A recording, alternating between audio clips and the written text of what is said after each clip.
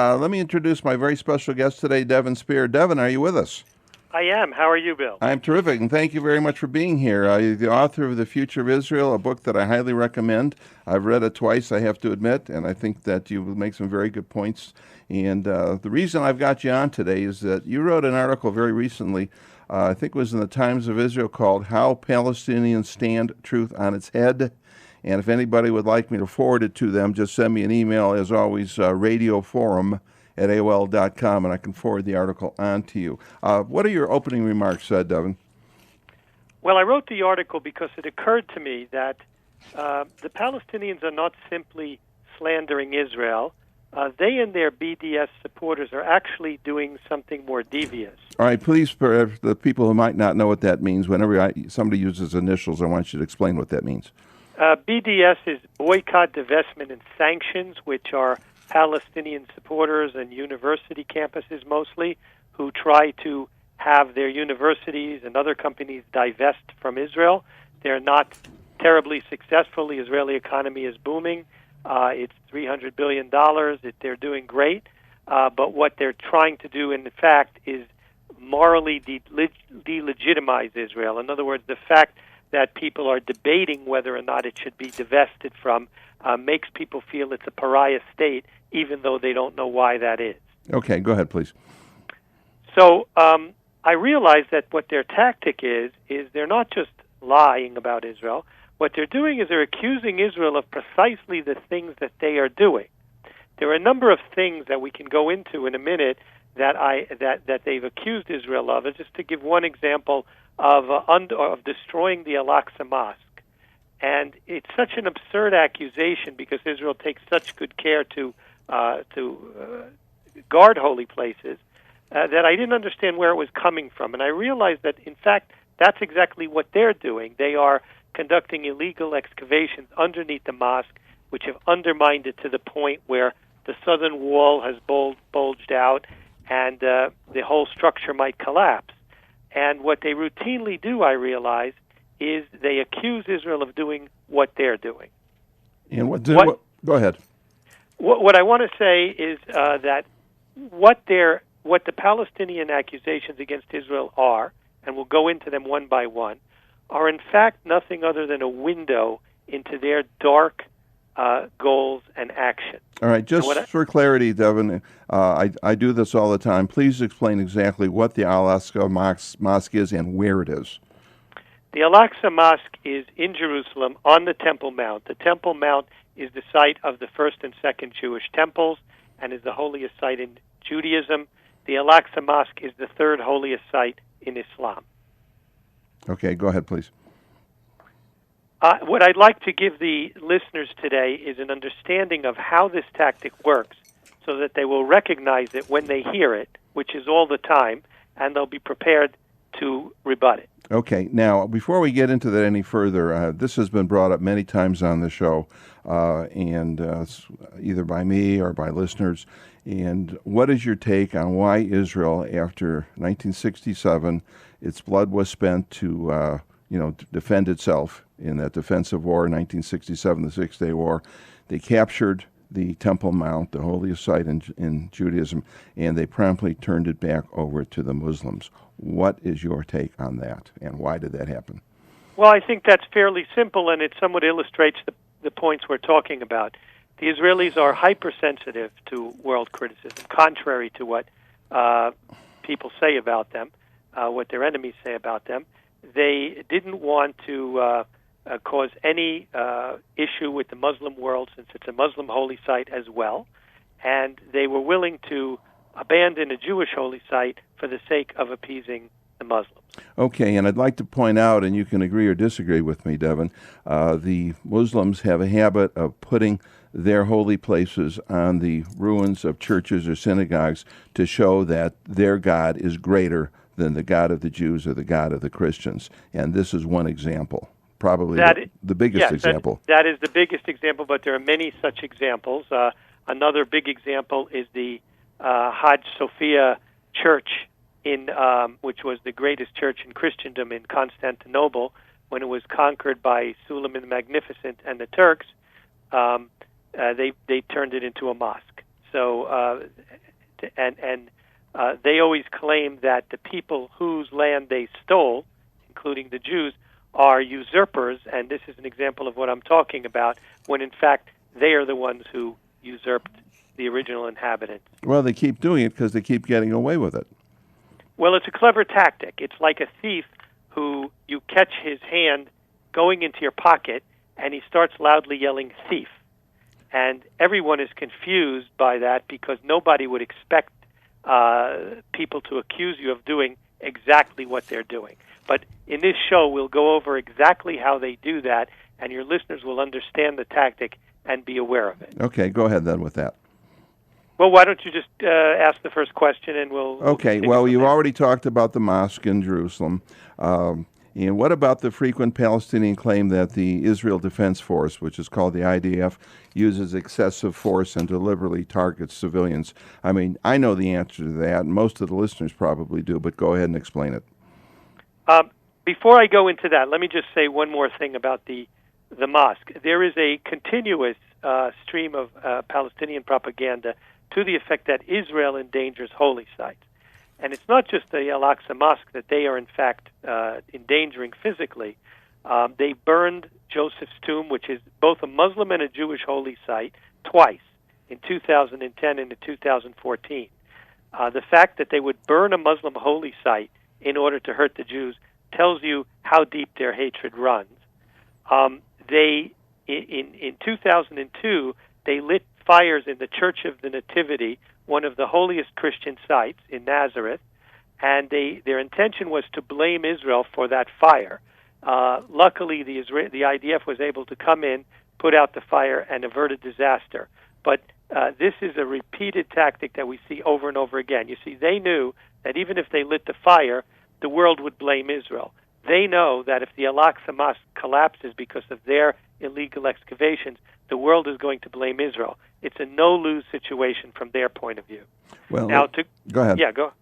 Well, go ahead. Sorry. What I was going to ask is that it just seems that Israel is going to be hated by the world no matter what it does. And I've said this many times on the show. It seems like they ought to just take care of business and actually do what's necessary to prevent this type of thing, because the world's going to hate them anyway. So the world might as well hate them for Israel doing what's right rather than Israel not doing anything. Well, I agree with that, but I wouldn't abandon the moral plane to them, because it ultimately undermines Israel's existence in a very real way.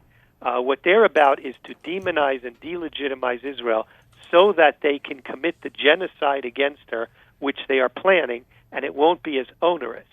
And so the inoculation against that is for us to constantly point out what they're doing.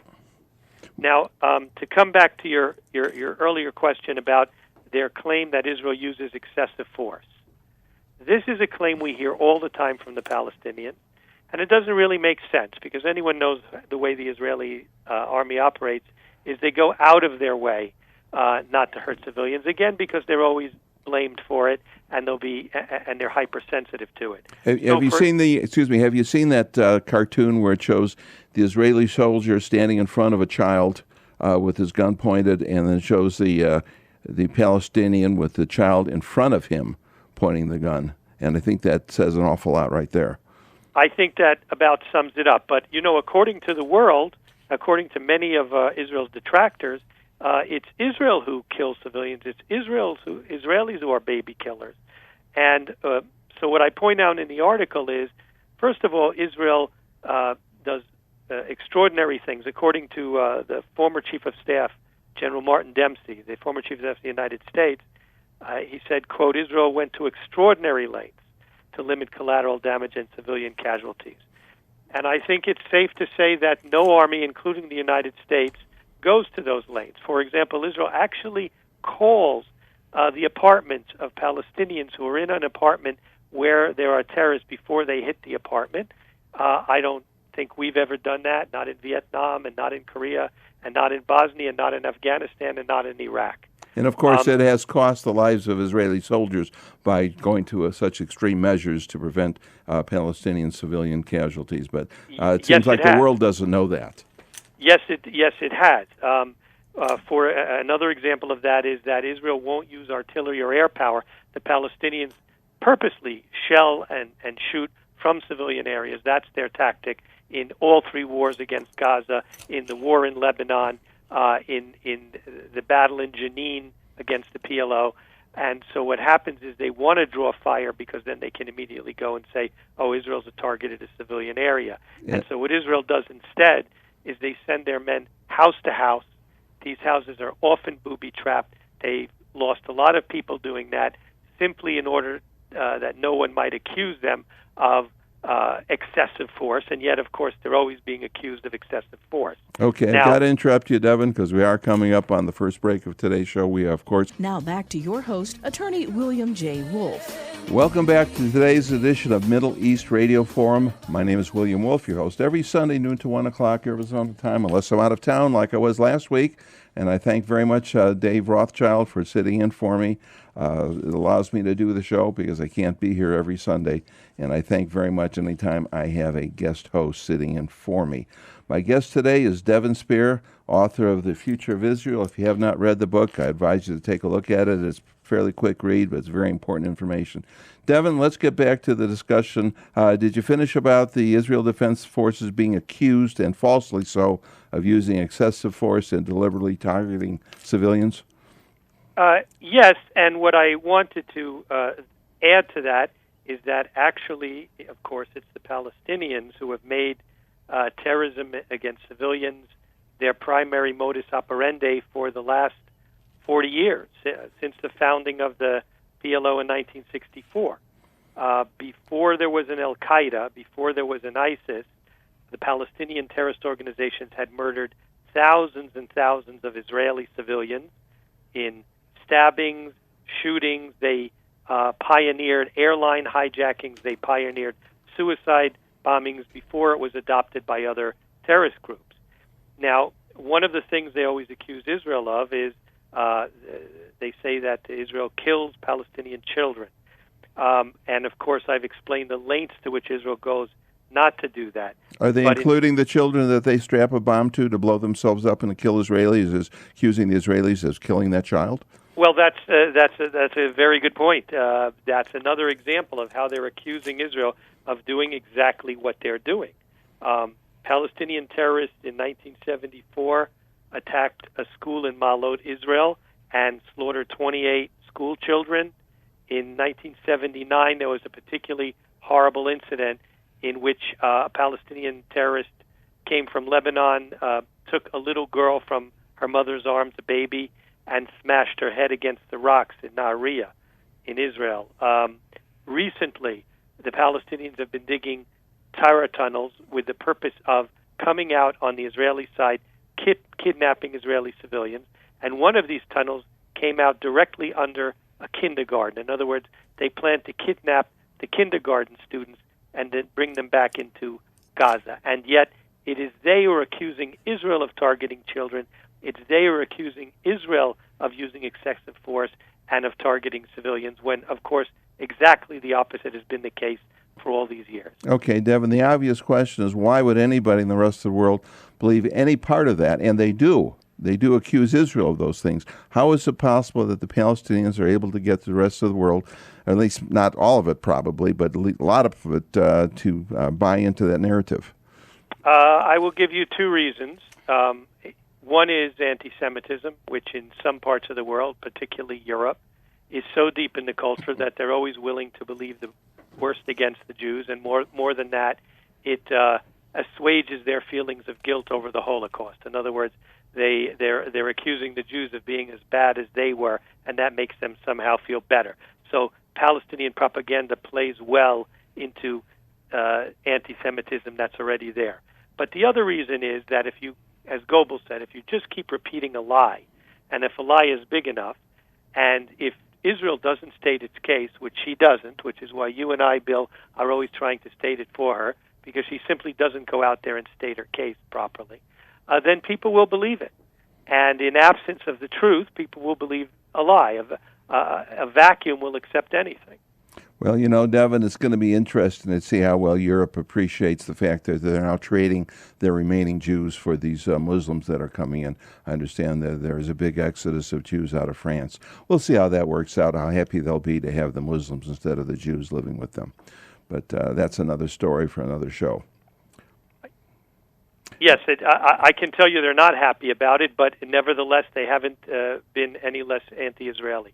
So while they themselves suffer from the same terrorism that Israel does, they accuse Israel still of being the cause of its own terrorism, while the same thing is visited on them for no reason other than that they're non-Muslims. When the other week a jihadist went into a church in France and slit the throat of the priest in front of the congregation, nobody said that it was the priest's fault or France's fault, but when this happens in Israel, it's always Israel's fault that they're being victimized in that way. Of course, the Palestinians compare Israel to the Nazis. That's just so incredibly unbelievable that it's hard to believe they would even try to do that, but they've been successful. Obviously, such an analogy is false, but is the reverse true? Can the Palestinians be compared to Nazis? Well, that's I had heard that years ago. They would hold up in the university a sign showing a Jewish star equals and a Nazi symbol. I didn't even get it. And I don't even know where they came up with that until I realized that the Palestinian national movement has deep ties to the Nazis. And again, they were accusing Israel of being who they are. So the founder of the Palestinian national movement was the Grand Mufti of Jerusalem, Haj Amin al-Husseini, and he was a Nazi collaborator, not simply a Nazi sympathizer. He had to flee from the British and go to Germany during the war, where he was an adjunct to Hitler, a advisor on the final solution, and helped him carry out the final solution in Bosnia, where he himself was put in charge of Waffen-SS Muslim units who committed terrible atrocities against Jews and against Serbs. And his nephew, after he died, his nephew took over, and his nephew is Yasser Arafat. And most people don't know that Arafat is Husseini's nephew. And the movement's goals have never changed. They are and remain genocide against the Jews of Israel. In other words, the goals of the Palestinian movement are exactly what the goals of the Nazis are, is to kill all the Jews. And you don't have to take my word for that. I'll quote the Hamas charter, which says, quote, Israel will exist and will continue to exist until Islam will obliterate it, just as it obliterated others before it. So here again, while the Palestinians are accusing Israel for no reason whatsoever of being Nazis, they are themselves the spawns of a Nazi and continue to preach a Nazi-like genocide against the Jews. Okay, Devin, we have an interesting situation, and I wish it wasn't so, with organizations that call themselves Jewish, for instance, like J Street, and there's some others, and we can talk about that later. But you have these so-called Jewish organizations that support the Palestinian viewpoint on everything and never, ever support the Israeli viewpoint on anything. I don't know how familiar you are with them, but I can certainly fill you in if necessary. But I do want to get into that a little bit after we get back from the break. You're listening to Middle East Radio Forum here on 9. Welcome back to today's edition of Middle East Radio Forum. My name is William Wolf, your host every Sunday, noon to 1 o'clock Arizona time. My guest is author Devin Sper. We've been talking about basic falsehoods that the Palestinians put forward. Let me know if you're able to take a call or if you want to finish up your last thought, Devin. No, we can take a call at any time. Okay. Happy to take a call. Joe from Phoenix is on the air. Joe, please ask your question. Yeah, I think Mr. Wolf's question was very interesting when he asked, why do others run with this Palestinian narrative? Recently, I heard a report that Israel is planning construction of an apartment building in Jerusalem, and Barack Obama described this as being corrosive to peace. So my question, surely the President of the United States should know the difference between those who are building apartments to live in and those who are engaged in terrorism against civilians. What do you think is his excuse? Okay, Devin, before you answer, let me make a statement here. The President of the United States is not an honest broker. The things that he has done has shown that he does not have Israel's back, and he is not looking at things from an objective standpoint. He's looking at it from a very anti-Israel standpoint. But go ahead, Devin. I think Obama, like many on the far left, come against Israel, not from the same place that, say, old-fashioned anti-Semitism in Europe came from, but a sort of almost anti-Americanism, where anything that is third world and not America is good, and anything that is pro-American and Western is bad. That is where Obama comes from. That is his background, and that's really who he is. He sees Israel as an extension of the United States to some extent.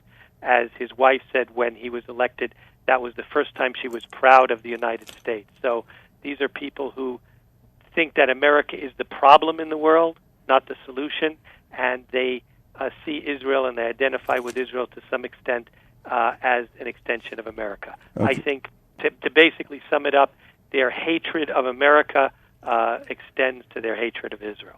Okay, Joe, thanks for that question. And one thing I will add, Devin, is that I believe that the interests of the United States go hand in glove with the interests of Israel, and the interests of Israel go hand in glove with the interests of the United States. And I think it's an obscenity the way Obama has treated Israel. And obviously we have this very important election coming up, and I'm going to have a show basically talking about the election, and I'd like to invite you now to participate in that show. It'll probably be in October, the month before the election. So if you're able to do that, I'd like to do that.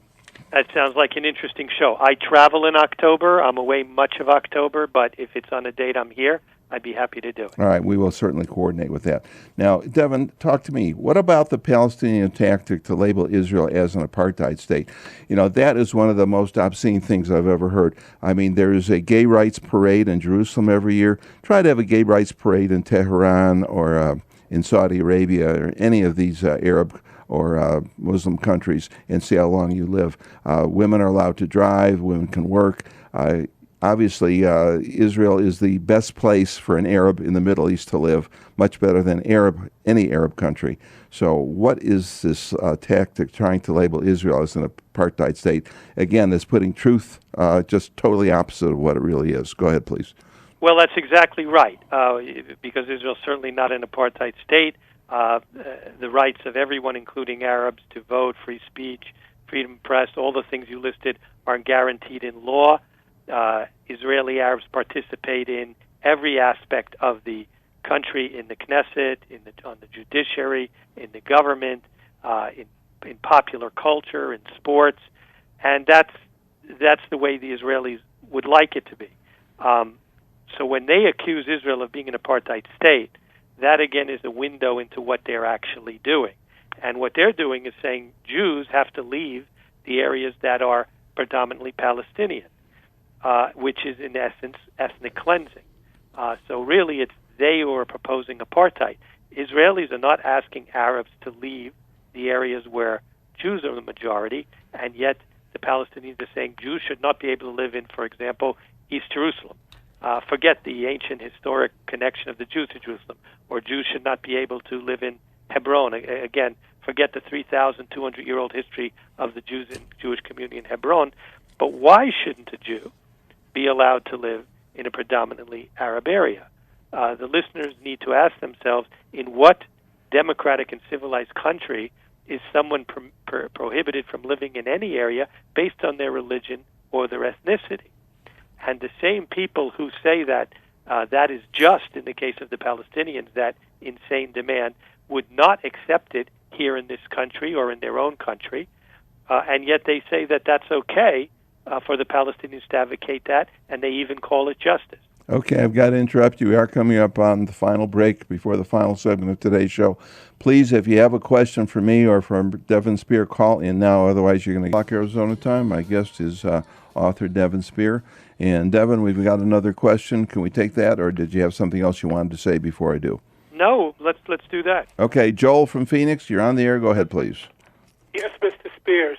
With the Palestinians tunneling into Israel, with the Palestinians assassinating the Jews little by little in Israel itself, what catastrophe has to happen in Israel for the Israeli government to finally crack down and end this nonsense that's happening. Thank you. All right. Thank you, Joel. I understand where you're coming from, Joel, and I've always felt the same way. But let me give you a bit of good news from the last trip that I recently came back from in Israel. I've always asked myself exactly that. Why don't the Israelis just put an end to this charade? The world condemns them anyway. It's like the boy who cried wolf. Just do what you have to do. I'm not saying they shouldn't, but I can tell you why they don't. Israel is booming. The country is unrecognizable from even 10 years ago. It's 8.5 million people.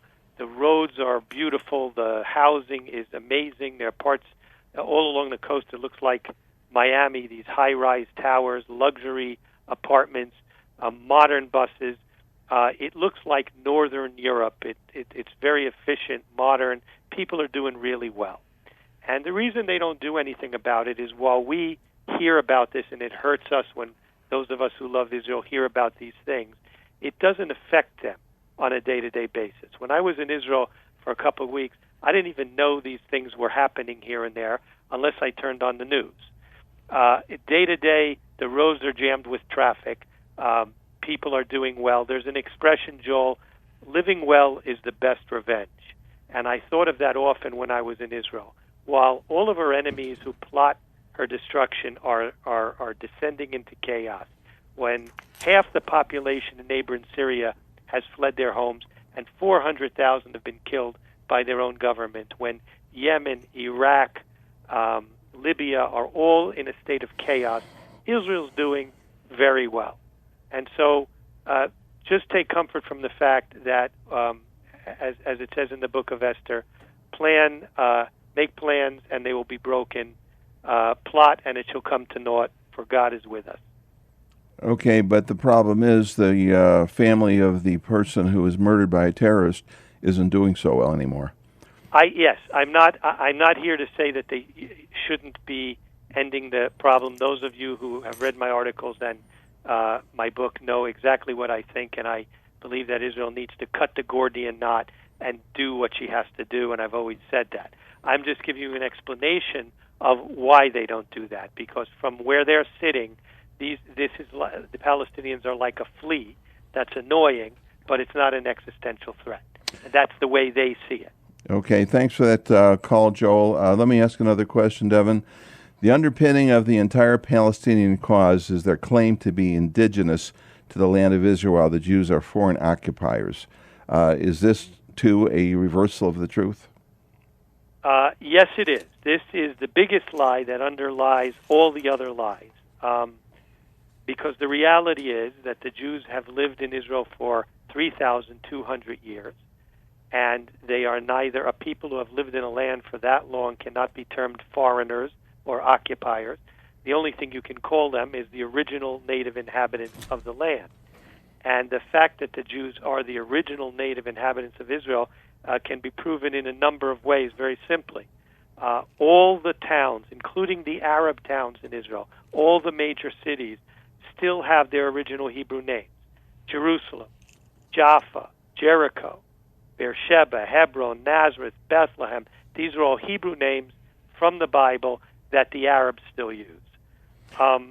Another aspect of proof is the overwhelming literature and historical literature testifying to the continuity of Jewish life in the land of Israel, and that includes the Muslim, Christian, and Hebrew Holy Scriptures.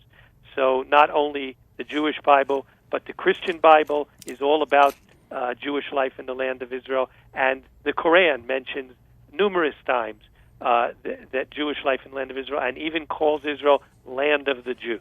And you know, of course, Judea and Samaria are the actual historical heartland of Israel. Tel Aviv was not, certainly. Haifa was not. Judea and Samaria is the historical heartland of Israel. And it just drives me crazy that Israel, capturing what was theirs anyway in a defensive war, which gives them under international law the right to have the land. It was not an aggressive war on the part of Israel. It was an aggressive war on the part of Egypt and Syria and Jordan.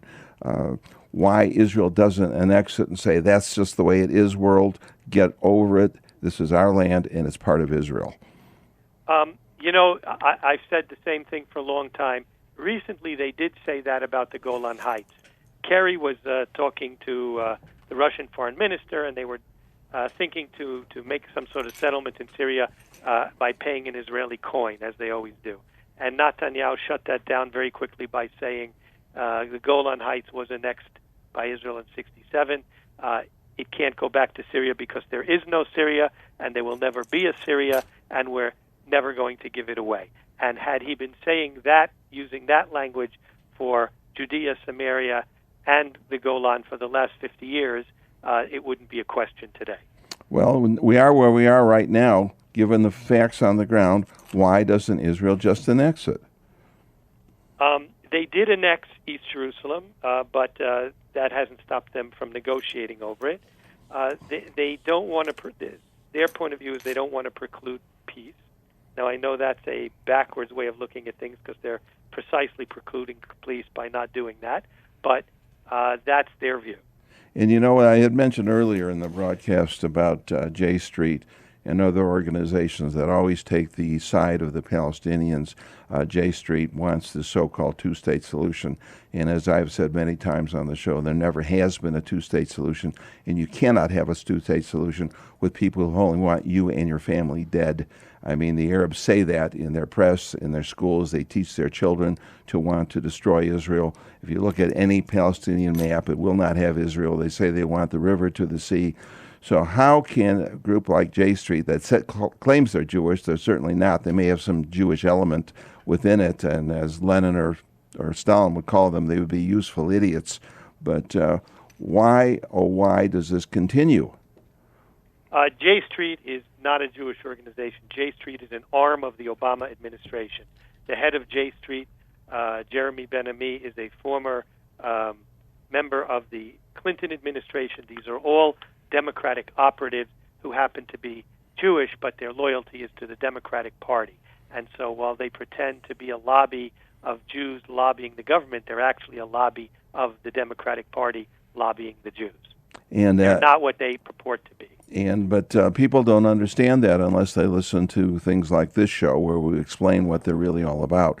And I know we have some J Street members listening to the show. They listen every Sunday. They usually don't have the guts to call in and challenge, but that the phone lines are open for them if they would like to do that. Well, if you have J Street listeners, let me say this to them: we know who you really are, and we're not fooled. Okay. And that is absolutely true. Okay, Devin, let's continue with our discussion. How do we combat this Palestinian tactic of standing truth on its head? And, as you would say, I think, Goebbels, the big lie, the great lie, repeated often enough becomes believed. How would you combat this tactic of standing truth on its end? Two simple things. First of all, you have to recognize the tactic for what it is, and that's what I hope I'm doing for your listeners right now, and I hope I did in my article, how the Palestinians stand truth on its head. First of all, you have to recognize what's going on. And if we recognize that the slanders against Israel are not simply lies, they are the opposite of the truth, then every time you hear an accusation against Israel, try to find the truth behind it, which is, what are they doing? That's exactly what they're accusing you of. When you hear about Israel being Nazis, think about their connection to Nazis and expose it. When you hear about Israel being an apartheid state, think about how that applies actually to them and expose it. So you have to recognize it for what it is, and then you have to expose it. Truth is a very powerful argument. You only have to whisper the truth, and a lot of lies disappear. And it's not hard to make Israel's case. The reason that the BDS and Palestinian supporters always shout down Israelis at universities and don't let them speak is because they can't tolerate speech. It's the same reason that Radio Free Europe was jammed by the Soviet Union. If they were confident in their position, they would allow your position to be heard. The fact is that they don't have the facts on their side. There's no rational argument to be made for their position, and all you have to do is expose it and keep hitting them with the facts, the facts, the facts. Okay, Devin, now we've got a few minutes left, so I don't want to cut you off in terms of anything you wanted to say to sum up, so I'm going to ask you just to take this opportunity to continue the discussion and say anything that perhaps I haven't elicited from you. Okay, well, I'd like to just say one thing more, is that not only are the Jews native to the land of Israel, as I've described, but the Arabs are not. They arrived in the 7th century CE under the Arab conquest, and if the Arabs are not, the Palestinians are a completely fictitious nation for which there is no historical record going back before the foundation of the PLO terrorist organization in 1964. The name Palestine itself is not even an Arabic word, it's Latin, and they are unable to pronounce it because there is no P in Arabic, so they say Palestine. So it's a completely fictitious movement which claims to be the native inhabitants while it's actually trying to usurp the land from the real native inhabitants, who are the Jews. Any listener can open up a Bible, any Bible, Christian or Jewish, and he will find it full of Jewish life in the land of Israel, and he will find nothing about Arabs in there because there were no Arabs at the time. They only came later. So, in summary, what I want to say is, it is not the Palestinians who usurped Jewish rights in the land of Israel. Israelis who usurped Palestinian rights in the land of Israel. It is the other way around. It is the Palestinian national movement, not Zionism, that was founded by a Nazi, contrary to their claim, and continues to preach a Nazi-like genocidal ideology against the Jews. It's not Israel that is using excessive force or targeting civilians. It is obviously Palestinian terrorists. And I want to say further that in cajoling them and condoning Palestinian terrorism, the whole world is now suffering from the same disease. They thought it was okay to appease Palestinians by handing them land and rewarding terrorism, and now other groups, particularly jihadist groups, who have a grievance against them, are now using the same tactic. And why wouldn't they? It paid for the Palestinians. So it is they who have made an art form of attacking civilians and terrorism, and not Israel, which takes great care to safeguard all human life. What Palestinians are doing constantly, I realize, and I want your listeners to realize, is they are standing truth on its head. They are accusing Israel of doing exactly what they are doing. And once we recognize that tactic, it's easy enough to expose for what it is, because the overwhelming facts are on our side. Okay, Devin, I very much appreciate the fact that you were a guest today. I think that's a very important presentation you made. And as I said earlier in the show, I'm going to have a show on the election. I think it's very important to do, and I will try to work it out with your schedule so that you will be available to do so. I would think that would be a very interesting show. And I just add one thing on that subject. I noticed that in the Republican Party platform, they did not mention two-state solution. And I assume that was a specific intent of theirs? Yes, that was debated, and that was their conclusion. So they understand much better than the Democrats as to what really needs to happen in Israel. No doubt about it. Whatever your opinion about particular candidates, as a party, the Republicans have become staunch supporters of Israel, and the Democrats, not at all. Okay, Devin, explain how people can access your book if they want to buy The Future of Israel. They can just go to my website, Devin Sper, at devinsper.com, DevinSper.com, and they can also get it on Amazon. And the book is The Future of Israel. If they would like to read my articles, they're all listed on devinsper.com, along with my debates, all the interviews I've done with you, Bill, and elsewhere, including on television, pamphlets I've written. All my work is on that website. I have my own blog on the Times of Israel, and this recent article, How Palestinians Stand Truth on its Head, is on that blog. If you just go to timesofisrael.com and look up Devin Sper, you'll find all the articles I've written for them, which is quite a few. Okay, Devin, again, thank you very much for being my guest today. Appreciate it very much.